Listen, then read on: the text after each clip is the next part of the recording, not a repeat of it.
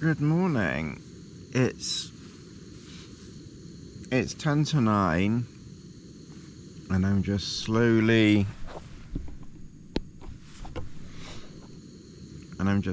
coming to. I've probably been awake for the last maybe, I don't know, half an hour, but more comatose awake than awake.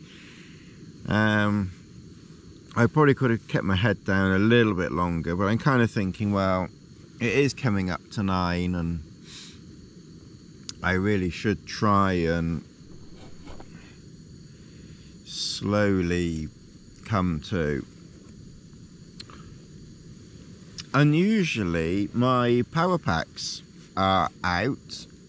The iPhone is down to 9%, so I really ought to try and save that 9% just in case. And my Samsung is on 45%. So I'm not quite sure how so much power. I have obviously been lazy and camped, so I have watched, you know, a bit more film and YouTube and such like. So that's probably accounted for that. Anyway, so the power pack's, you know, completely done for. Oh, yeah, the Samsung I turned off because I wanted to conserve that power, you know, as much as absolute possible. Oh, so we'll put that one in there. So we'll start slowly packing up because to be fair and honest, I do want to try and get going today. If you saw last night's video or yesterday's video, when I was coming down, I said maybe I can go straight across, but I did notice there's a small path that kind of goes that way, kind of that way, and then I might better get up that hill, and then from there over to that's those stone circle things. Oh, my eyes. We're down at the bottom of Stapleton. That square there. It's about 1.5, maybe about 1.5. In a straight line, it's probably just in a straight line, it's probably just barely over a kilometre. But because we're going to have to go that way and then that way, it's probably about 1.5 kilometres. But I'm just thinking, I don't think I can go straight across because I think it's too much of a bank on the other side. And obviously I could do what I did last time, and let's go around the side of Stapleton and then head up to Hound Tor and then down. But then, one, we did that last time, or the time before. And two, you're kind of doing dump, dump, dump. Whereas I'm kind of thinking you're doing dump, dump. Very appropriate. Anyway, we'll sort Dumpty Dum Dums out later on. In the meantime, as I can't easily watch anything, I'll perform my own entertainment and slowly start packing up. But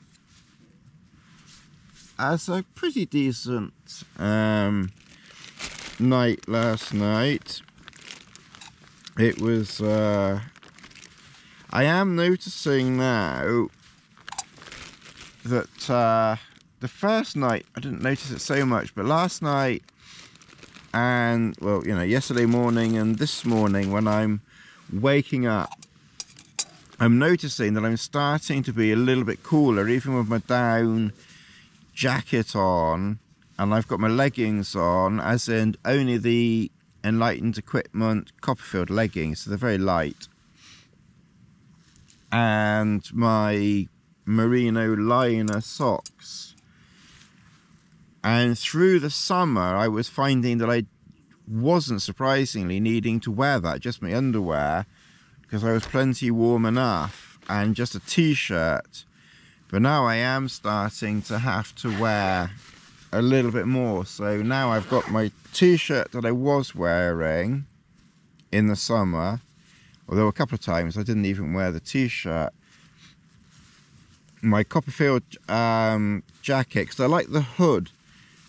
The hood is like really useful. A hooded jacket in camp, when you've got an open camp, is pretty much a lifesaver, because you can put the hood over your head and that acts as the inner of your tent to a degree. And then obviously this lightweight down jacket. This is a very light, very lightweight down jacket. Now I know what some of you might be saying and thinking, well, everything's being compressed. No, on this occasion not, because this is a roomy down jacket, and this is a wide sleeping bag. I always go for wide.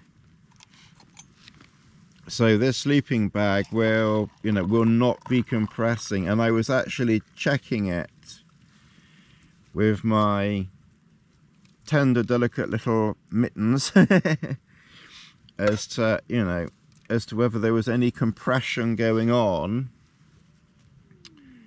And no, because there was space between the jacket and that. So it's definitely starting to cool off a little bit. I'll have a look at the temperature, but the thermometer thing is in my pack, so I probably should start getting in the habit of leaving it out. But I think my 10 Celsius M degree sleeping bag is slowly starting to get to the point where it's getting a little bit too not warm enough. Not warm enough, for the middle of September. So I think what I'm going to do is I'm going to break out the PhD Delta race.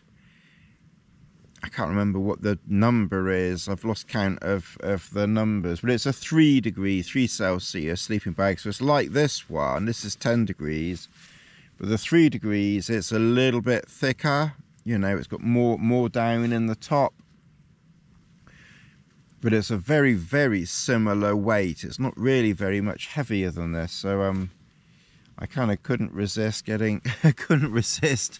I'm trying to get as light as I can, but without freezing to death as it cools off. I was a bit naughty on that one, but I do like their stuff. It's beautifully made.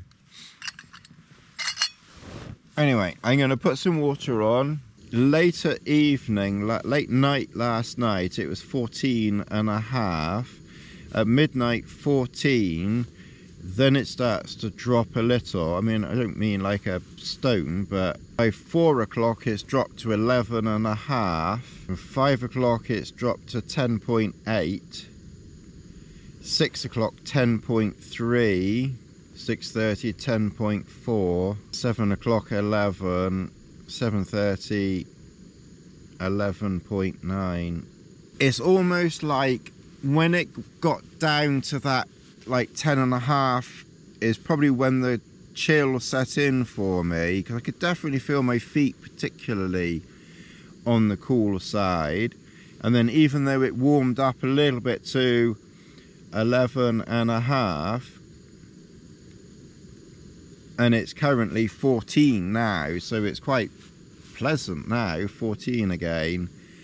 My feet still haven't warmed up. I think they will once I start moving around. So I think this 10 degree bag is good down to 10, but I probably, I don't think I want to go much lower than 10, and I probably wouldn't you know, I think if it was like regular temperatures of hovering around 10, then I think I'd want a marginally warmer bag, because I'd rather, you know, be a little bit warmer in the bag than wearing extra things where possible. But to be honest, the fact that I'm reasonably comfortable in a 10-degree bag at 10 degrees without too much extra stuff on. Certainly the leggings are very, very light, you know, and that's something, because normally I always have to add 5 or 10 degrees to whatever the bag is. And I think probably historically, the colder it gets, the more I need to add, I think. I mean, let's put it this way. Last winter, when I was in the Lake District, I had my -21 bag, and admittedly I didn't wear very much else because it was a -21 bag, but I was very comfortable in my underwear and a t-shirt or something like that, sleeping in it. I am quite a cold sleeper. I am thinking though, because this bag I've been quite warm in when it's being quite warm, and I've probably perspired more, I might be tempted with this one to actually wash it at home. So has anyone washed a down sleeping bag? What thoughts and advice do you have, and how do you dry it? Because at the moment I don't have a tumble dryer, but they've got quite I say cheap ones, but they've got some on Amazon that are like a compact that was it like a 5 kilogram load in? I think it's like a 4 or 5 kilogram load in. So I'm sort of half tempted to get one of those. So like £250 or something. Not a bad morning, which makes a little bit of a change. If you saw my 75-kilometre trip, then we saw the second adder, but the adder that you see up over there in that valley over there somewhere, you know, by that pole, somewhere round there. I'll show you around camp. So that's the camp setup. It's quite cozy. I didn't use an inner. I've not used an inner the entire summer down here on Dartmoor, although I have had a bivvy bag a couple of times, which I did up a couple of times, but more for convenience than anything. But generally I haven't bothered. We get some biters down here, definitely get some, but they haven't been, it's been so breezy quite often that, you know, they've not really been too much of a problem. There's something flying just above the apex there. There's a spider under there. Yeah, so that's that path. So I'm thinking there's a path that goes through here. I don't know, it's probably going to go around, but if I can get down there, whether I can or not, I don't know. I'll pack up, I'll walk in that direction and I'll see, because it does look quite rough over there, but it would be nice to get straight up that hill. It just doesn't look, you know, it's when you look at this hill here, it looks, well, even that looks quite rough as well, to be fair, but that just looks very sort of banky and gorsey and everything else over there. Okay, so we've packed up most of the stuff in there. But I'm kind of curious as to what's going to happen here, because you've got a spider that's slowly making his way to the top, and there's already a spider up the top. So I'll give them a minute before I collapse everything down, just to see what happens. But there's a lot of well, a few flying things up there, so they're obviously, it's kind of like King Kong trying to get to the top of the Empire State Building. Oh, right, he's right on top. And he's discovered his his buddy underneath.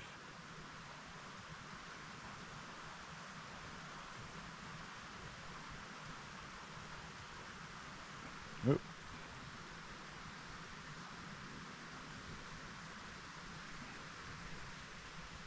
Oh, I think he's thought better of staying there, but he's come down.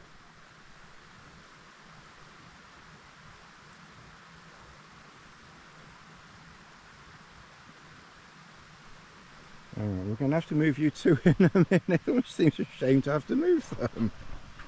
We'll give you a few more minutes of fly catching. Little sheep up there, very relaxed. So the camp was just over there. There's a few flat-ish areas around here as well. It's quite green here. So somehow we've got to get over there. Now I just don't know whether that is possible. It looks very, we'll go over there and we'll have a look, otherwise we'll have to go upstream. But we've got a few minutes to play with, so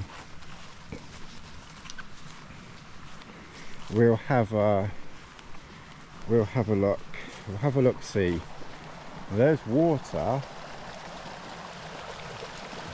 through there. So if that's water, is there anything the other side of this? Is that just a whole load of bracken over there? I was thinking there was more water over there, but, or I don't know. Let's go and have a look. But that's that little pathway. If it is a pathway, it's definitely a pathway, because this is a ford. I'm not going to go across that muddy bit. It looks more of an animal. Mind you, I might not have much choice. I mean, to be fair, my feet are already very wet. I'm not about to try and step across that. I don't know how stable that is over there, and I wouldn't risk it anyway. My stepping and jumping across thing days are, I have to say, long gone. So I'm just going to wade across. Alright, so we waded across that okay, up here, and now we want to be going up. There's a little path through there. We just want to get through this gorsey stuff. Oh yeah, here's a path here.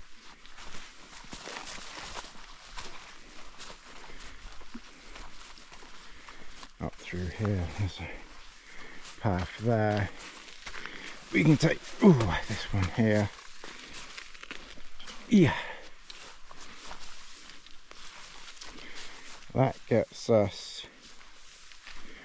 through that. All right, now we're talking. Now we're behind most of all that stuff, gorse and stuff. So now we can follow this for a little way, not very not too far though, Tony. And I think ideally we just want to get sort of up here. I don't think we need to be going up the highest bit. If we could kind of get halfway between where we are now and that tree, and then try and work our way up just before that tree.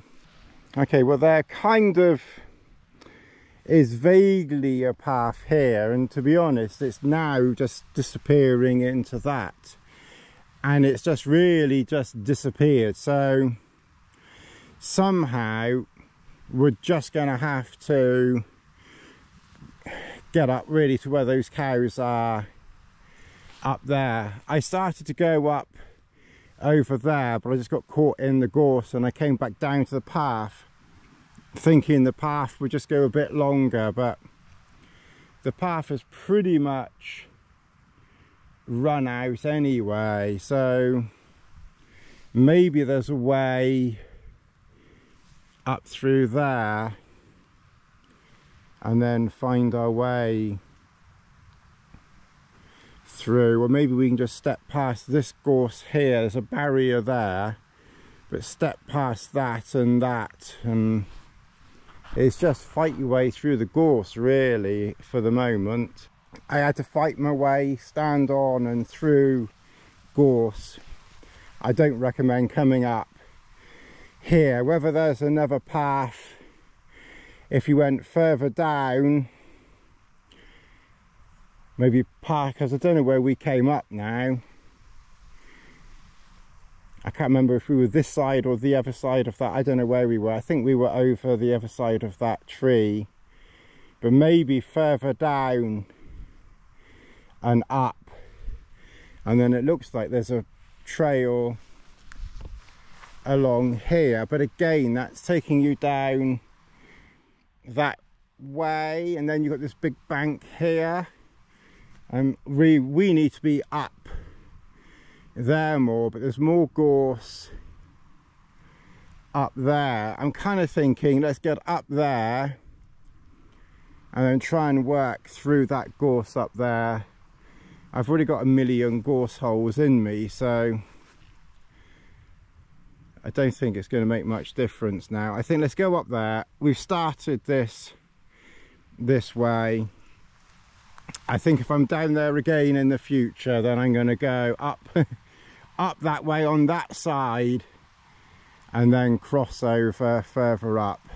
This is definitely not a good way to be going. I don't recommend going through gorse, but if you have to go through gorse, it's not pleasant, but it's not stinging nettles and it's not thorns. It's still not very nice though. This is what we're walking through. It's starting to get quite unpleasantly prickly, but we just, if we can get there, maybe along there and then up there, then hopefully maybe we're out of this gorse. It's been, yeah, I definitely won't come this way again. You can get through gorse if you have to. It is doable, so it's kind of good to, it's kind of good to know.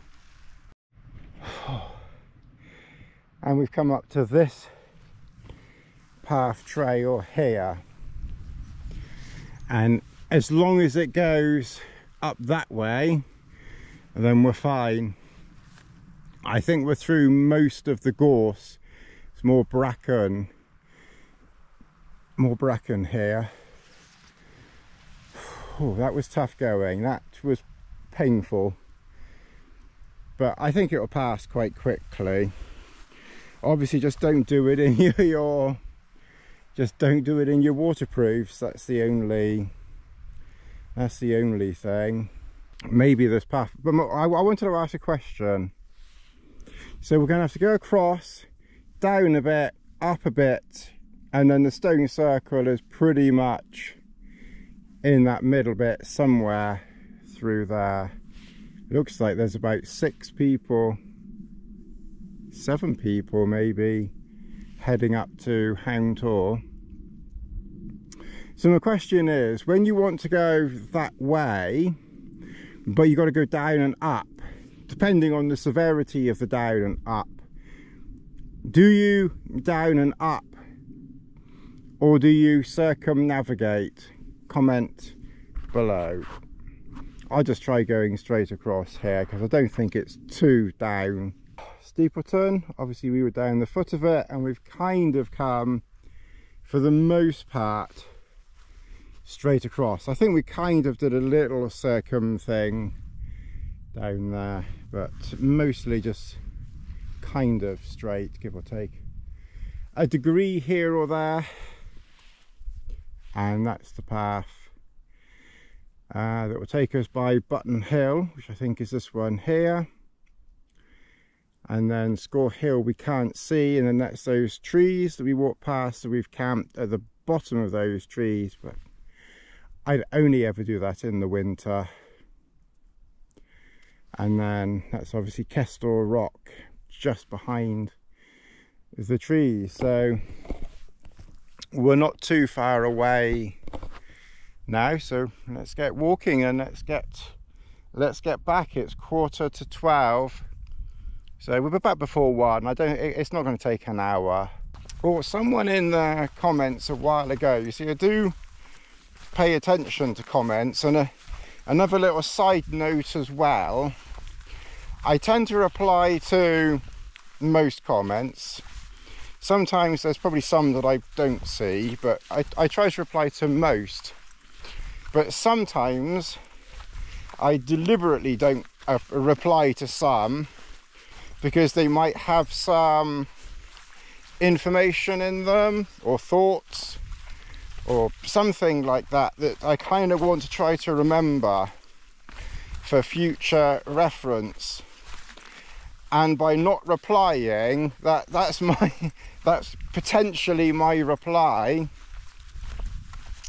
you know, that I'm holding it in reserve, as it were, because if I put a heart to it or a reply, then the comment disappears from my comment list. I mean, obviously it's somewhere else, but then I'm going to forget to look, or I won't know where it was. So by not replying, it stays in my not replied column. And like I said, I try to just heart or reply, you know, most comments, so that the applicable helpful ones stay, you know, within my eyesight for future reference, whether it's weeks, months, or years later. Quite possibly it could go on so long that they will drop down so far that I will still forget or not get around to it. But I just want to drop that in there. Someone mentioned, and I don't know how you pronounce it exactly, but it sounds German, but I don't know, Gewol,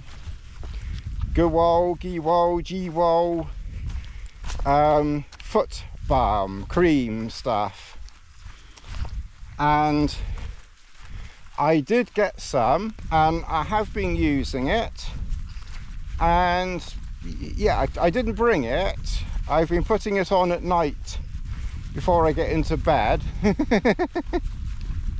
So as part of my nightly rituals, now one of them is playing with my feet, so I got 2 things to play with now.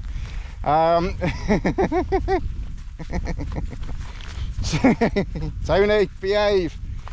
So yeah, so I whack the cream on my feet, and it does. I think it has helped, because my mind no hope. Yeah, because that rough skin that was causing a bit of a problem on my little toe, Oh God.